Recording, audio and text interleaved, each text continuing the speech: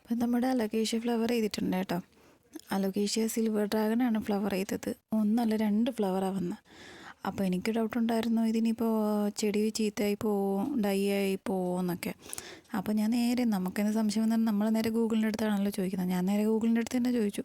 അപ്പോൾ ഗൂഗിൾ പറഞ്ഞത് ഫ്ലവർ ചെയ്തു എന്ന് വിചാരിച്ച അലോക്കേഷ്യ പ്ലാന്റ്സ് പ്രത്യേകിച്ച് പ്രശ്നമൊന്നും വരത്തില്ല എന്നാണ്. അപ്പോൾ അതുകൊണ്ട് ഞാൻ ഇങ്ങനെ തന്നെ നിർത്തിയിരിക്കുകയാണ്. എങ്ങനെയാണിത് പോകണമെന്ന് ഞാൻ ഷോർട്സ് വഴി അപ്ഡേറ്റ് ചെയ്യാം കേട്ടോ. പിന്നെ നമ്മുടെ ആരുടെയെങ്കിലുമൊക്കെ അലോക്കേഷ്യ ഫ്ലവർ ചെയ്തിട്ടുണ്ടെങ്കിൽ ആരും പേടിക്കണ്ട.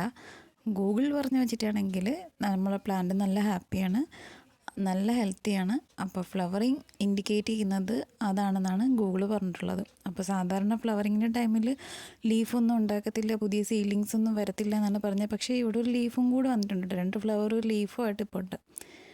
അപ്പോൾ നിങ്ങൾക്ക് കൂടി ഒന്ന് കാണിച്ചു തരാൻ വേണ്ടിയിട്ടാണ് ഇപ്പോൾ ഈ ഒരു ക്ലിപ്പ് എടുത്തത്. അപ്പോൾ സാധാരണ അലോക്കേഷ്യയ്ക്ക് വേണ്ടി പോട്ടിംഗ് മിക്സ് ഉണ്ടാക്കുമ്പോൾ ഞാൻ സാധാരണ ഉപയോഗിക്കാറുള്ളത് കോക്കോപീറ്റ്, പെർലൈറ്റ്, അതുപോലെ ബാർക്ക് ചിപ്സ് ഇതൊക്കെ ചേർത്തിട്ടാണ് ഞാനൊരു മീഡിയം ഉണ്ടാക്കുന്നത്. അങ്ങനെ പ്രത്യേകിച്ച് പെർസെൻറ്റേജ് ആയിട്ടൊന്നുമില്ല. നമ്മൾ പ്രിപ്പയർ ചെയ്യുമ്പോൾ നമുക്ക് ഏകദേശം ഒരു ഊഹം കിട്ടുമല്ലോ, ഇത്ര പെർലൈറ്റും മതി.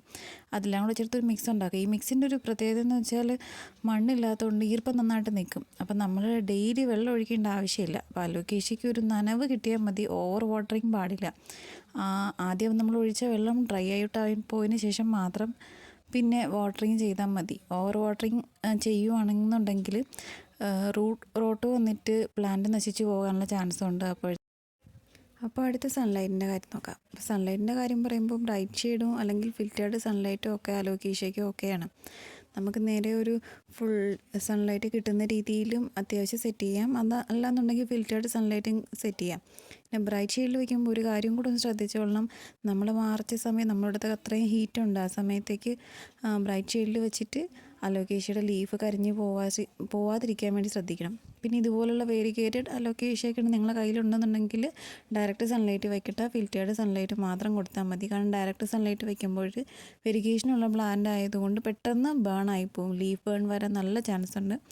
അപ്പോൾ വെരിഗേറ്റഡ് ആയിട്ടുള്ള അലോക്കേഷ്യസിനൊന്നും ഡയറക്റ്റ് സൺലൈറ്റ് വയ്ക്കേണ്ട. ഇൻഡയറക്റ്റ് ആയിട്ടുള്ള ലൈറ്റ് അത്യാവശ്യം വെരിഗേഷൻ ഡെവലപ്പ് ചെയ്യാൻ വേണ്ടിയും കൂടി ഉള്ള ഒരു ലൈറ്റ് നോക്കി വെച്ചാൽ മതി.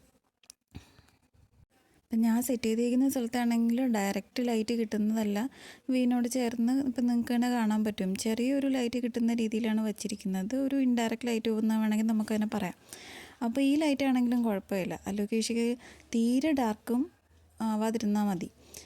ബ്രൈറ്റ് ലൈറ്റ് വയ്ക്കാൻ ഞാൻ വീണ്ടും പറയാം, ബ്രൈറ്റ് ലൈറ്റ് വയ്ക്കുമ്പോൾ ശ്രദ്ധിക്കുക, ലീഫ് ബേൺ വരുന്നുണ്ടെങ്കിൽ ഡയറക്റ്റ് ലൈറ്റിൽ വയ്ക്കരുത്. അതും കൂടെ ശ്രദ്ധിച്ചിട്ട് അലോക്കേഷ്യ സെറ്റ് ചെയ്യുക കേട്ടോ. അപ്പോൾ അടുത്തായിട്ട് ഫെർട്ടിലൈസറിൻ്റെ കാര്യമാണ്. ഫെർട്ടിലൈസർ ഞാൻ യൂഷ്വലി ചെയ്യാറുള്ളത് 2 ആഴ്ചയിലൊരിക്കൽ ബോൺ മീൽ അല്ലെങ്കിൽ NPK 19-19-19 വെള്ളത്തിൽ കലക്കി ഒഴിച്ചു കൊടുക്കും. അപ്പോൾ ഈ NPK ഒഴിക്കുന്ന സമയത്ത് സാധാരണ എടുക്കുന്നതിൻ്റെ പകുതി സ്ട്രെങ്ത് എടുക്കാറുള്ളൂ. 1 സ്പൂൺ 1 ലിറ്റർ വെള്ളത്തിൽ എടുക്കുന്നതിന് പകരം 1/2 സ്പൂൺ 1 ലിറ്റർ വെള്ളത്തിൽ കലക്കി ഒഴിച്ചു കൊടുക്കും. പിന്നെ അല്ലെങ്കിൽ ബോൺ മീൽ യൂസ് ചെയ്യും. എങ്ങനെ സൗകര്യം എന്ന് വെച്ചാൽ അങ്ങനെ ഉപയോഗിക്കുന്നുണ്ട്.